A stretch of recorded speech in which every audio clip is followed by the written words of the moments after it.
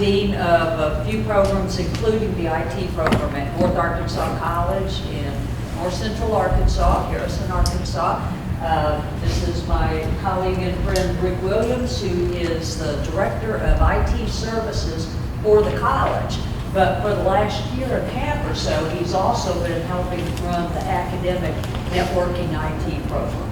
And we are going to tell you about something we've been doing for the last year or so, trying to, well, not trying, but actually offering courses, networking courses remotely to a distant site. And we'll tell you how and why in a minute. I also want to introduce Aaron Bugh, who is sitting in the audience. And this is Aaron up here teaching a class remotely. Aaron is our network administrator for the college, and he has also stepped in and is helping teach and run the program for us. So we're going to talk about remotely delivering a networking program to a distant site, but what we're doing should apply to any hands-on type program. So we'll be talking specifically about networking. Thank you. We'll be talking specifically about networking, but hopefully you can take this, and what we're doing isn't really rocket science. It's fairly simple, but it's working pretty well. Well, why are we doing this? In our state, we are in a small town of about 13,000 in a rural community in a rural state. But we have the local FedEx freight hub in our town. We are an hour and a half from the Northwest Arkansas corridor, which is home to Walmart and Tyson's, among others. There are really good jobs nearby. And we have heard from our local business and industry leadership team, our advisory committee, that they need workers.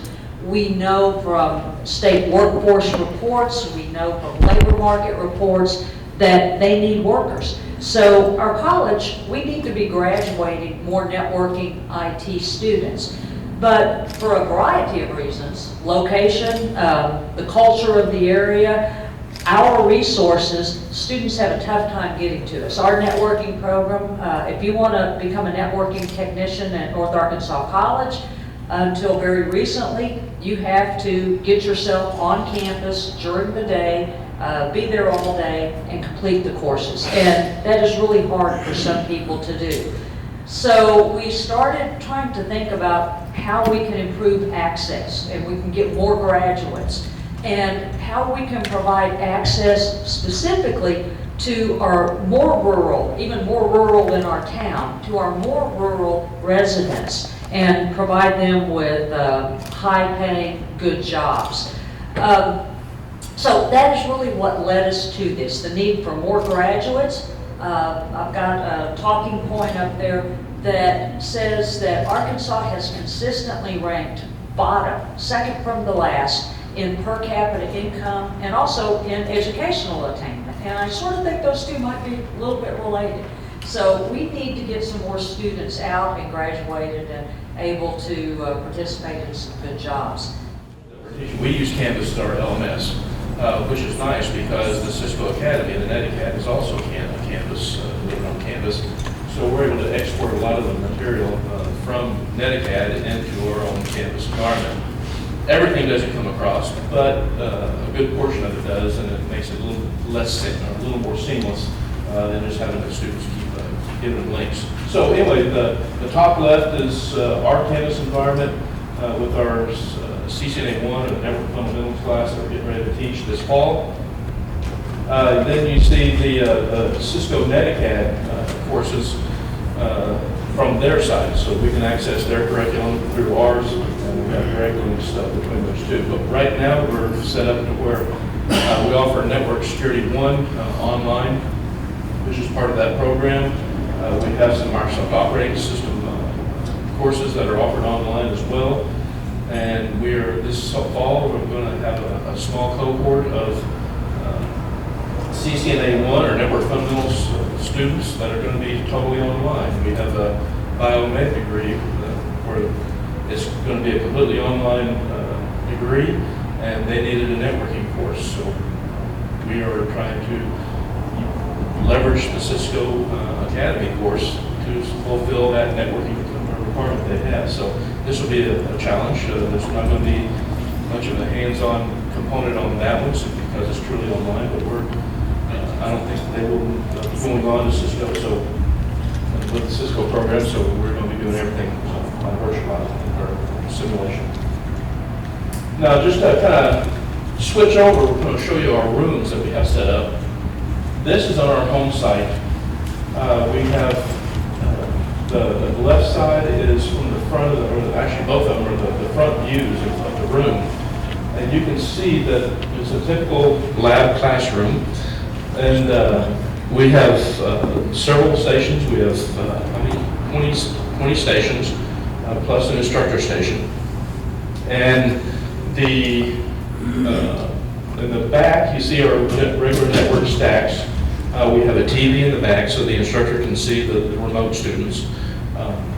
And then another interesting thing we have set up, and this is kind of Aaron and I's, or actually Aaron kind of came up with the idea, but we have a fake wall that we have set up so that students can practice wiring, putting cable in a wall so it swivels out so you can get into it. We have 3 different stud spaces in there that may have one may have insulation, one may have a fire block with a notch in it. It gives them real world experience on how in the world you get wired down a wall and you have no idea what's behind sheetrock. So anyway, we've got that set up, and then we have the stacks in the back. And on the right side is a TV that also will show the students, the students in the home side, the students at the remote side, so they can kind of have a little bit of an interaction. They can kind of get to know each other a little bit better.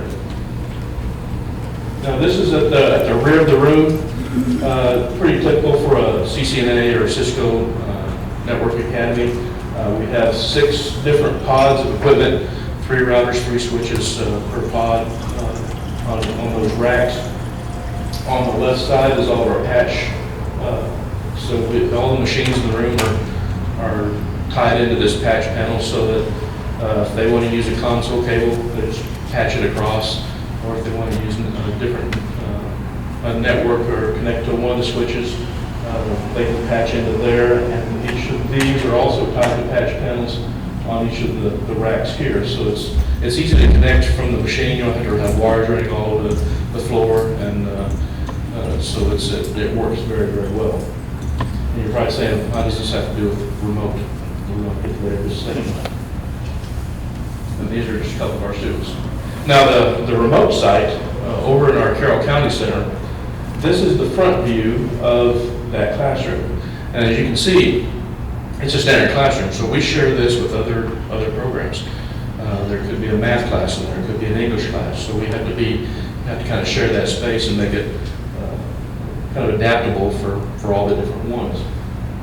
And if you look at the back, where the yellow arrow is, that is our mobile network cart. Again, this is Aaron's brainchild as well, but it's just a reduced networking cart that we can put on the remote side, and it gives the students access to do that, some of those hands-on things. So as the students on the home side are working and plugging in all their equipment, they can do the same thing at the remote side. We'll talk about costs and what's involved in that a little bit later. So they have the access. There's laptops that's provided for them so they can connect up to it, and then the rest of the material is all done through the course.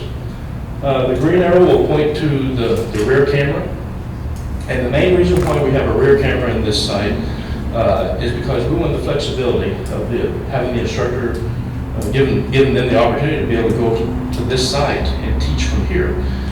So it's important, I think, that we have the instructor maybe move, not every week, but every now and then, to be able to go over to the remote site and get to know those students, and then teach the ones back at the home side as well. So that's the reason why we put the camera in the back, so they can do the delivery from this location as well. The blue arrow is pointing to that's basically our whole room microphone and speaker. So it picks up all the audio for that room. And we'll talk about some of the challenges that we have with that in a minute. But that's the basic setup, and looking from the front. If you look from the rear, you'll see that we have another camera. This is the one that's primarily used whenever we're teaching from the home side. So we can see the students, we can interact with them, we can see them if they raise their hand, if they can speak up and ask a question. And also the TV at the front also will show the home side students. So again, we're trying to get that interaction between the two groups as much as possible whenever we're delivering these courses. And again, just another view for the microphone and the camera, the speaker is located within the room. But you'll notice that it has a projector and a screen. We do need projectors and screens on each of these rooms. And this is basically what's going to be the content that's going to be shown. So whatever the instructor is sharing on their Zoom session is what's going to be shown on that screen. So that is important for the remote students as well as the home. And again, if you have any questions at all during the time, yes? So is the instructor shown on the same screen? Because I see you have a TV there too. The instructor can be seen on the TV. That would be for the camera. And if they're sharing content, then that's what shows up on the projector. Right. Yeah, I'm sorry. I'm going to make this informal as you can. So if you have questions at any time, please let us know. Yes? Can you adjust the camera? Yeah. We actually have a video coming up here in a little bit that shows you just how detailed how much you can zoom in and see. All right. And then, of course, I already talked about the TV in the front. That's what will show the students, and the instructor can change that camera to show himself or herself on that screen as well. All right. Let me get to that video. And the video, we were not smart enough to remember to do a video of an actual class. So we are simulating a video. We grabbed people out of the IT department coming down the hall of college a couple of weeks ago. So the simulation is actually from the IT classroom that Rick showed to another classroom next door, but should give you a good idea of what our students and instructors see at the distance side.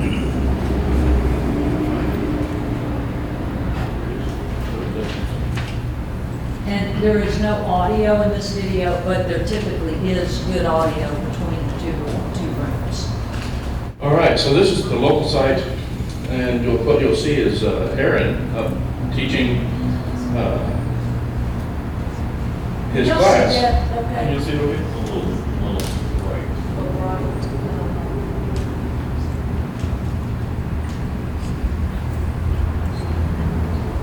And I apologize, I am not James Cameron at the camera. So you'll see it kind of move back and forth quite a bit. But what he's doing is he's just actually at the front of the room. Right now, we don't have anything on the back TV, or the TV there for the other students, simply because we just didn't turn that on at this point. But what you can see is what he's sharing on the screen is actually the students at the far side, along with some of the things that he's doing. So in this particular case, he's got a router config set up. We can see the students sitting at their desk on the other side. There we have a router configuration screen that he's displaying and showing as an example. We also have a software that we can use. It's called Insight. And he can actually, what he's doing is he's actually controlling the machines within that local room. So he's actually pushing the material to their desktops, so he can actually display on their local machine. So they don't have to actually they don't have to just see the screen up in front. They can see it right in front of them on their own computer. Now, the challenge with that is that Insight is possible that you can use this on the remote side, but in our case, it's not. We don't really want to do that simply because, as I said, that room on the far side is shared. So we may be teaching a network security class, and that is not being delivered remotely, and there may be an English class over there. If I want to use Insight, then I'm all of a sudden, I'm taking over their desktops to their English class, and they would not be very happy with that. So, but it depends on your networking situation. If you have a direct connection to a remote site, you can use Insight for sure, especially if you have it as a dedicated. So that's a good way of controlling the different desktops and accessing those, or letting the students see those. Now on the remote site, we just kind of have we can see here that the student is asking a question, raise his hand, instructor calls on him. You can see Aaron at the very top, and yes, the students will see Aaron at the top and also what he's sharing on the screen. And he's asking a question, he's responding back with an answer to that. And it looks like he made a joke as well. And here this is where importance of maybe I'm playing the role of a lab assistant in this case. But the instructor could be talking about different things within a computer. Lab assistant can go over and help point those things out. And again, you can share the display of the different parts of the motherboard, and the lab assistant can help move that over, call the class over, and point the different things out. Now, what they will not see is his hand pointing the different things out on the remote site. You can see what they see is going to be on the top part, but he's talking through it, and I said the lab assistant can help point the different things out for the class. Yep. And so just to make sure, we could back that up just a minute, just to make sure, I keep having to ask the same question because I'm not in the room, but this is actually what the home site is seeing. So, yes. Right, so on the left, they're seeing Aaron standing there teaching in front of the projection screen. On one of the cameras, they're seeing the remote site. But at the top is the camera, is what the remote students would see on their monitor. They'd be looking back and seeing what's going on in the home classroom, but they would also on the projection screen or on their computers, if the instructor is using Insight, they'd be seeing just this display on the left. Yes. Yes. So your lab assistant is always at the remote site? It just depends on what's being taught that day a lot of times. But where you need the lab assistant the most is probably for the IT Essentials or the A+ courses, because they do a lot of hands-on, small type work. And Aaron, you can kind of maybe talk to the lab assistant for the CCNA class. I'm interested about that role and Depends on your cohort you have at the other end. Really, I found with my pilot program, I had some really good students over on the remote site, so they didn't require as much hand-holding as far as with the CCNA classes, because the equipment is, you're really not taking stuff apart, you're more just hooking cables in here and there, and the use of the camera and the two-way microphone, and I can walk them through that without having a lab assistant there. Found that it wasn't really necessary for that course, but for more hands-on, where you're actually taking equipment apart, the lab assistant is pretty necessary. Yeah, and what we've used the lab assistant for the A+ courses is the instructor for the A+ courses will actually work with that lab assistant and say, hey, this is what we're going to be talking about today. These are the materials you're going to be needing, so that may give them the lab assistant the material, and they actually take it to the site. was that someone you had to hire for this work? Yes, it's part-time. And is it like a peer mentor, student, adjunct? We've had all of that. We've had actually a student worker at one point. We've actually had a part-time person who's actually gone through the program that we've hired, and we've also used staff that was available, maybe from the IT services area or different. So we've just kind of wherever we can find the person that could actually do that particular task is what we use. And we're trying to get somebody more stable in that role to do that. But I said it's an interesting mix of skills that they're going to need. That's kind of why we've changed around a little bit depending on what's being offered. And keep in mind, there's always someone at the remote site who is overseeing the facility. So the students, the Right. class isn't out there on their own. It's just that they may not have the technical skills they need to help oversee a networking program. Exactly. Lord? What do you find is the biggest challenge? It sounds like you're able to make it work.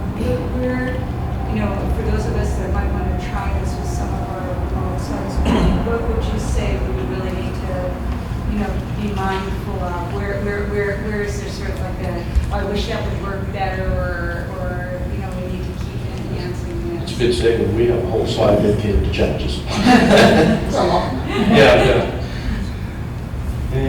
But we'll get to those. Yes, ma'am.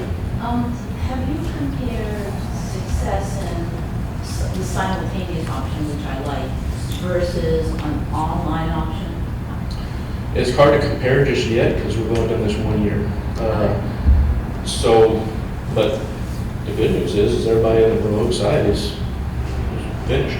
We only had 3 students over there, all 3 completed the course sets that they were in. This is what, you know, what I'm finding, what we found with online classes is our success rates about halfway these face-to-face. Yeah. Yeah, that could be a different challenge. Yeah, let's come back to that. Yeah. I like this option. Yeah. All right, we'll continue on with the video. As we get, and here's where we're talking about the camera control. This is basically the same camera that we just saw previously. But you can see at the bottom, you have the controls that the instructor from the home side is actually using to zoom in, and we can zoom right into the inside of the computer. And so he's asking questions, having the students point out the different parts of the machine so they knows that they know where it's located. He can call other students over, which you'll see a guy roll in from the left here in just a minute. But you can kind of see how the camera is quite good for the cost of it, and you can just dial right in on it and see what's going on. But this is the same camera that we saw from the whole room view just a little while ago. So he asked how many RAM slots there were, and you can see the student holding up his 4 fingers. But he could also hear him if he were to answer verbally as well. So your camera is on the wall?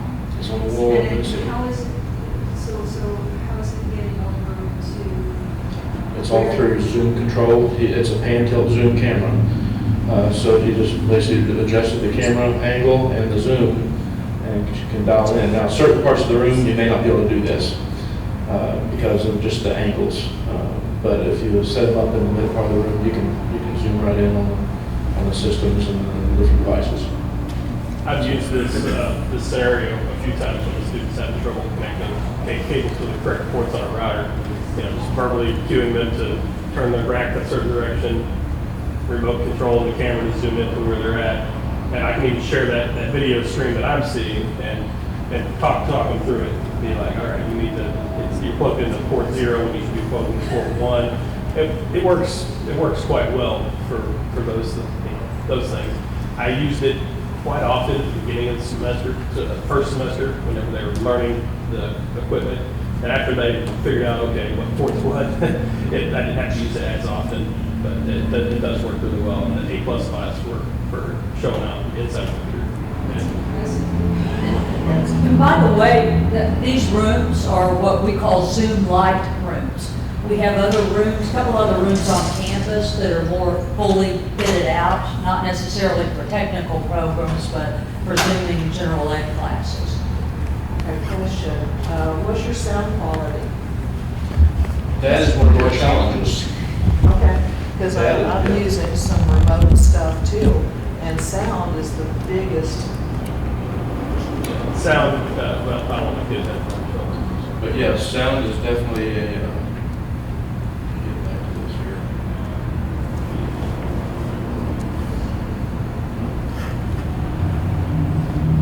Clarifying question.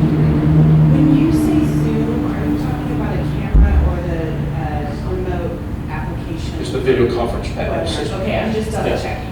Yes. And we're using the Zoom Pro license, not for these rooms, not a Zoom room Zoom equipped room with the Zoom room license. They're two different, and that's what we're talking about, Zoom license, using a Zoom Pro license. Yeah, and I'll show you at the end of the presentation, we have an actual Zoom room. It's the full-blown Zoom room, but these are all kind of stripped-down versions where it's just a couple cameras. But also some of the different support ways that we can do this remote delivery is, of course, we talked about lab assistance already. We use the simulation software like Packet Tracer, for example, for the Cisco courses. That's huge because there are some things that's just not, it's going to be too difficult to try to do with hands-on. We don't have enough equipment or different things. So we use Packet Tracer quite heavily in that program. We also will use virtual machines, so we'll have students set up. We use VirtualBox and VMware Workstation for different types of virtual machines, depending on the course. For example, network security, we use all kinds of virtual machines for those, so they can work with that, so it's a protected environment, not actually harm on the network. We're also looking at, and we've not used this, but virtual labs, but that is also an option. We know that some of the net labs, the NDG labs, are available for different things. We are not using it yet, but we are very interested in looking at that. And also, another thing we do that Zoom allows us to do is to record all of our lectures. So as we do our lecture, we record the entire thing, and then we put it out on our campus environment, so the students can then go back out and look at it and make sure that they didn't miss anything. All right, the cost. Now, all this is assuming that you've already got the basic setup in place with like an instructor station, projector, screen, all of that. But TVs, and I'll tell you, that's one thing about having Eric on board with this is he's a bloodhound for deals. But we've been getting TVs, including them out for about $300 each, and that's what, a 55-inch? 55-inch 4K. So we've been getting some good deals there. And I was going to ask, is that about the right size for a TV? It depends on the size of the room. Definitely depends on the size of the room. But for our case, 55 works pretty well. 65 is also another pretty good option. That you're not getting into the high cost for the TVs, because 65 is still reasonable. Past that, the prices just skyrocket. Our rooms are approximately 30 by 30, and that size TV is sufficient. If you go into larger rooms, you'll definitely want to scale them. Yeah. Now, I did put a little disclaimer here. You might have to do some video switching or distribution amps of, how many TVs you put in. So if you want to mimic, the front and back TVs, you want to put a distribution amp. So you're just sending the signal to both TVs, and depending on the distance as well. You may have different types of cabling and amplifiers. We also, the inside is the remote control software that we briefly touched on. The cost on that is, initial cost is $30 per PC. But then after that, it's quite reasonable. It's only $66 per lab. So that is a pretty good investment for at least for us. Zoom, the cost for that for 20 hosts, which means these are 20 people that can actually have an account that can start a meeting. This is $1,800 for 20, and that's per year. In our scenario, we're only using one host. Yeah. That is just me as a presenter. So if you had two teachers teaching one class, we need one host, or you need two hosts? Two teachers teaching one class. Yeah. So You just need the one if you're just going from the same station. state. Yes. At the same time? You're talking at the same time? or- No, they alternate. Oh. They have expertise in this section, they have expertise in this section, so. Zoom recommends that you have each one. Well, of course they do. Yeah. Is it per login? Is it It's per per login? login. So in that teacher station, essentially in that setup room would have that one. Correct. Now, also, there is a free version of Zoom, but it's limited to, I think, 45 minutes. So if your class goes 45 minutes, it stops it, it cuts it off. So one host can reach out to how many students? Thanks. So, yeah, it's not been an issue for us yet. I think it's 100, I think is. It showed 100 on their packages here. Yeah, I believe it's 100 or 100 remotes. I think if middle school with the new versions, 9.0, you got Collaborate You know, already. So you may already have something at your institution. That's what I'm thinking. I'd use Collaborate because we're already a U of A school, so Arkansas. yeah, all right. So, we could just dial this in Yeah. on Collaborate. Exactly. My concern is the sound and the camera quality. Right. And we've had pretty good luck with the sound and camera quality so far. Like, well, not so much the sound. But anyway, and we'll get into the sound, that's one of our challenges. But the camera mic speaker kit, we use the AVER camera and speaker kit. It's the 820, the 820 plus, VC 820, 5 foot plus. But it runs for that whole package, it's about $900 for the camera, cables, and the microphone and speaker. And, oh, yes, 10 minutes, okay. You have another question? The Lego only tackle those. Oh, do you have a question? I was just gonna say, we both collaborate in Zoom, and it's much of a muchness. The thing I have really bad luck with is GoToMeeting. Yeah. Yeah. WebEx, terrible. Was that for, so essentially account in your remote room, or is that per room? Or, so you've got a camera, you got 2 cameras in your remote Per room, room. 2 cameras in your host room. You don't have to have 2 cameras. The only reason why we had 2 cameras in the remote is so we could actually use that for both remote and. Now, Right, but you were saying if you switch and teach from the other room, you'd want Right. a duplicate. Correct. So was that price for basically 4 cameras, 3 cameras, 2 cameras? That was for 1 camera and 1 microphone and speaker. Oh. You can do an add-on with an additional camera and plug into the same system. But yes, Yeah, so right there where you were showing $900, that's just one that's camera. 1 camera, 1 speaker, 1 microphone. And what's nice is you can kind of daisy chain the microphones and speakers as well with this particular system. Now, the remote side, we talked a little bit about the mobile cart, the networking cart.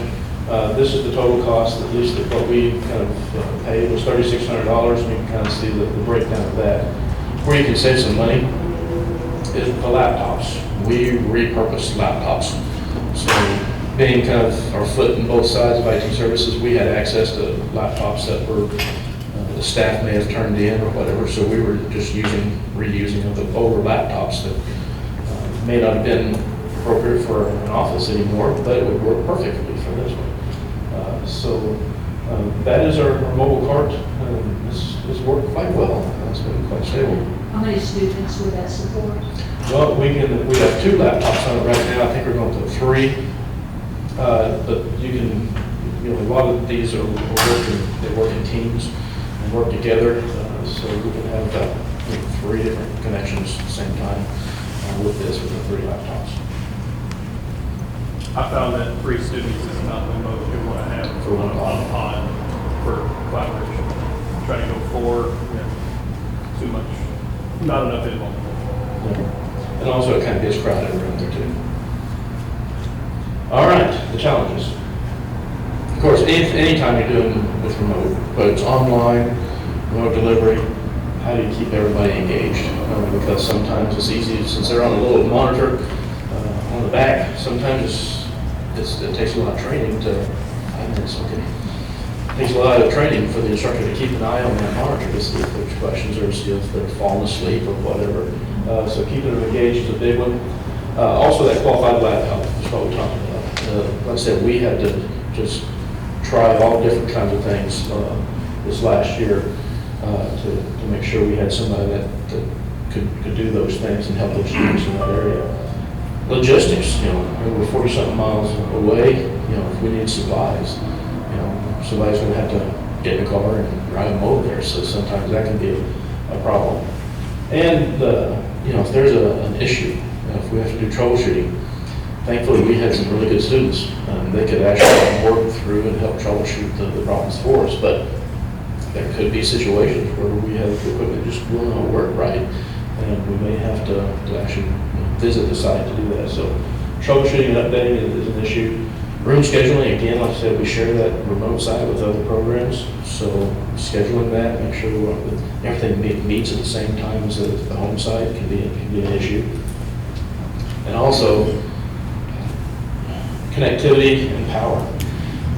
If that remote site goes dark, or if we lose internet connection or whatever, it impacts the class. Now we can still continue on with the home, we can record the lectures, do those different types of things, but they are just, they cannot connect. So that is also another risk or an access. And when you're living in rural Arkansas in the mountains with, thunderstorms and tornadoes and floods and everything else that happens, power outage is not, it's not an if, it's a when. So we have to deal with that as well. All right, go ahead.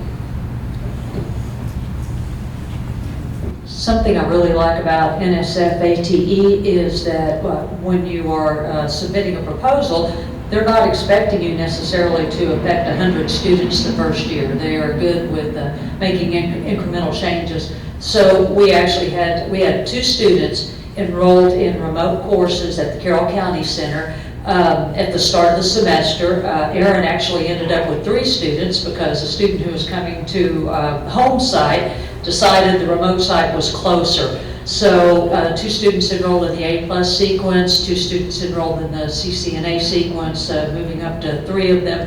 And all 3 of those students completed the coursework. 1 completed a technical certificate, 1 is re-enrolled for the fall, and I'm not sure what has happened with the 3rd one. I think he just hasn't re-enrolled yet. So we had very good success with that. Do either of you know what happened with the online success rate? I'm sorry, I didn't think to look at that. We've not offered any of these online. Well, the network security we offer online, and I think I only had 2 that did not. Out of how many? Out of 14, 15. Okay. So far, very good. We have 2 new students enrolled so far for the fall in the CCNA 1 and 2. Still have a month till classes start. One of our biggest issues is marketing and recruiting. Our enrollment is going down. There are more jobs than you can shake a stick at in our community right now. So we're struggling across the institution with enrollment. And next steps, as I mentioned earlier, we'd like to be offering multiple cohorts at multiple times in multiple locations. This was one small step, but what we hope to do within the next couple of years is to be remote delivering coursework to workplaces, either a full degree or to get existing workers up to speed in some areas, to our local high schools and to some other sites. And also, the audio has been mentioned several times. Yeah. This is a picture of one of our full-fledged Zoom rooms. You can't really tell, but if you see it, look at the ceiling, there are several microphones that are dangling down, which that actually that helps with the audio somewhat. But this one has multiple cameras, multiple screens. It has a control pad that you can use to select the different things and control the different components of that Zoom room. So, do we need all of that for some of these? Probably not. We can probably get by with the Zoom Lite rooms, but this does have the enhanced capabilities. What's the cost difference? By a lot. This Zoom room was approximately $14,000. Okay. Yeah. Before we put the other one up, we saw that for about $5,500. So, and a lot of it's the Zoom licenses, quite a bit more, and also the switch gear and the different components much higher. 14,000 does not include the Zoom license. No, that's right. What is it, 40? Yeah, that's what, yeah. We've been doing this for years, so I'll share some of our audio. Okay. Oh, thank you. And the comment was, her institution's been doing it for a few years, and she has some suggestions about audio. One thing that we have done, Aaron's done, is a USB headset microphone for the instructor. That helps for the instructor, but it all takes away the student comments. So that's the downside of that. So the other side can hear the instructor much better, but they can't hear what the students on the home side are saying. We're still, we're come up and talk to you about what you're. Well, I know that we are about out of time, and I've got some business cards up here, and you're welcome to come up and talk with us, pick Aaron's brain. Really appreciate you being here, and if you have any other questions, since we are out of time, please come up and we'd love to talk with you. Thanks for being here.